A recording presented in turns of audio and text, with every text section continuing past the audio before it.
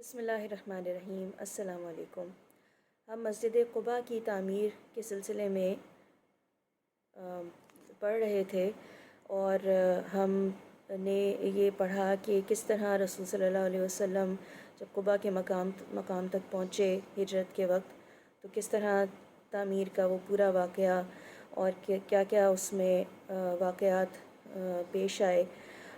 اس کے بعد پھر ہم ابھی اس کا اگلا حصہ پڑھ رہے تھے کہ آپ صلی اللہ علیہ وسلم مدینہ منورہ میں داخل ہوتے ہیں اور پھر وہاں پہلا جمعہ جس مقام پہ ادا کرتے ہیں وہ تاریخ اسلام کا پہلا جمعہ اور سب سے پہلا خطبہ جمعہ آپ صلی اللہ علیہ وسلم وہاں پر دیتے ہیں۔ اب اس سے آگے کا ہم آج انشاءاللہ تعالیٰ پڑھتے ہیں۔ جمعے کی نماز سے فارغ ہو کر آپ صلی اللہ علیہ وسلم یثرب کے جنوبی راستے سے شہر میں داخل ہوئے۔ آج یثرب کا نام بھی بدل گیا اور قسمت بھی۔ یثرب مدینۃ الرسول صلی اللہ علیہ وسلم کہلایا جانے لگا اور اسے رسول صلی اللہ علیہ وسلم کی بستی ہونے کا شرف حاصل ہو گیا۔ پھر دھیرے دھیرے مدینۃ الرسول صلی اللہ علیہ وسلم صرف مدینہ رہ گیا۔ مدینہ میں داخلے کا منظر بھی بڑا ہی ایمان افروز تھا۔ ہر طرف تکبیر و تحلیل کی صدائیں گونج رہی تھیں۔ راستوں پر دونوں طرف مرد اور بچے دیدار کے لیے بے تاب تھے۔ گھروں کی چھتوں پر خواتین دیدار کے اشتیاق میں بے قرار تھیں اور معصوم بچیاں دف بجا بجا کر اور گیت گا گا کر آپ صلی اللہ علیہ وسلم کا استقبال کر رہی تھیں۔ ہم خاندان نجار کی بچیاں ہیں، محمد صلی اللہ علیہ وسلم کیا ہی خوب پڑوسی ہیں۔ خدا کے رسول صلی اللہ علیہ وسلم ان پیاری معصوم بچیوں کے قریب گئے اور فرمایا، کیا تم مجھ کو چاہتی ہو؟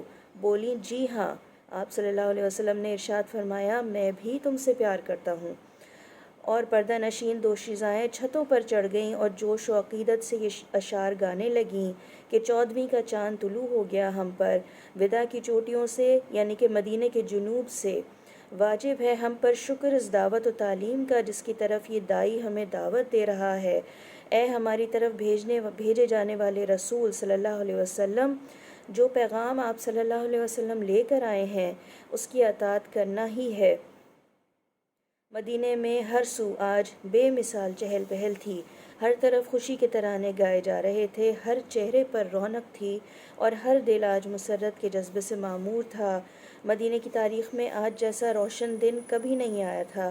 سورج اپنی عالمتاب روشنی کے ساتھ ہر صبح طلوع ہوتا، مگر شام کی بڑھتی ہوئی سیاہی روز اسے ڈھانپ لیتی۔ چاند بھی اپنی چاندنی بکھیرنے کے لیے وقت پر نکلتا، مگر صبح کی سفیدی اسے بھی غائب کر دیتی۔ مگر آج یہ مغرب کے بجائے جنوب سے طلوع ہونے والا کامل نرالا ہی تھا۔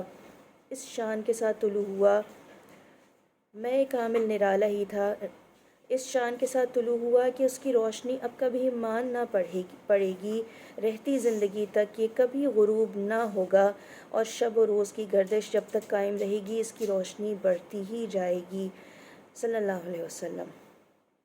رسول صلی اللہ علیہ وسلم کی اونٹنی حضرت ابو ایوب انصاری رضی اللہ تعالیٰ عنہ کے مکان کے پاس جا کر بیٹھ گئی اور قدرت نے فیصلہ فرما دیا کہ داعی اعظم صلی اللہ علیہ وسلم کی میزبانی کا شرف اسی خوش نصیب کے لیے ہے، اور خدا کے رسول صلی اللہ علیہ وسلم 7 ماہ تک حضرت ابو ایوب انصاری رضی اللہ تعالیٰ عنہ کے مکان میں رونق افروز رہے۔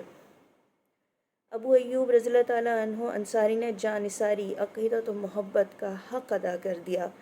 ان کا مکان 2 منزلہ تھا۔ سہولت کی وجہ سے رسول صلی اللہ علیہ وسلم کا قیام نیچے کی منزل میں اور یہ میاں بیوی اوپر رہتے تھے۔ سردی کا زمانہ تھا، اتفاق سے ایک رات پانی کا مٹکا ٹوٹ گیا۔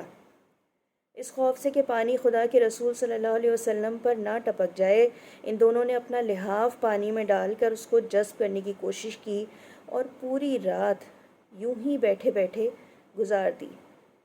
خدا ان سے راضی ہو۔